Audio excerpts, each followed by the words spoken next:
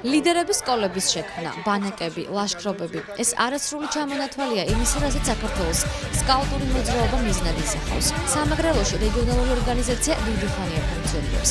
ამჯერად წარმომადგენლებმა რეგიონებში გადაინაცვლეს, სადაც ორგანიზაციების ჩამოყალიბება ხდება. ფოთის ორგანიზაციას სათავეში გიორგი ნადარეიშვილი ჩაუდგა. სკაუტური მოძრაობის წარმომადგენლებმა ფოთის ორგანიზაციის პრეზენტაცია მოაწყოს, სადაც სამომავლო გეგმებზე ისაუბრეს. ჩვენი სამეგრელოს რეგიონის ორგანიზაციის მიზანი არის, რომ რეგიონებში ხალისიანი და საინტერესო ცხოვრება იყოს ახალგაზრდებისათვის და არ იყოს ახალგაზრდების გადინება, თუნდაც თბილისში, სადაც სკოლის დამთავრების შემდეგ უმეტეს შემთხვევაში ახალგაზრდები მიემგზავრებიან, იმიტომ რომ სწავლის გარდა არ არის საინტერესო ცხოვრება რეგიონებში სამწუხაროდ ასეთვლენ და ჩვენ შევქმნით იმ პირობებს, ყოველ შემთხვევაში ერთ-ერთი ნაწილი ვიქნებით, რომლებიც ახალგაზრდებს ისევ რეგიონებისკენ დააბრუნებს, ესე ვთქვათ. სკაუტური მოძრაობის წარმომადგენლები მოზარდებს ორგანიზაციაში გაწევრიანებისკენ მოუწოდებენ. იმ შემთხვევაში, თუ მოქალაქე წევრობის სურვილს გადაწყვეტს, მან მერიის სოციალური დაცვისა და ჯანმრთელობის სამსახურს უნდა მიიმართოს, რომელიც 26 მაისის ქუჩაზე მდებარეობს. გაწევრიანება ნებისმიერ მოქალაქეს შეუძლია.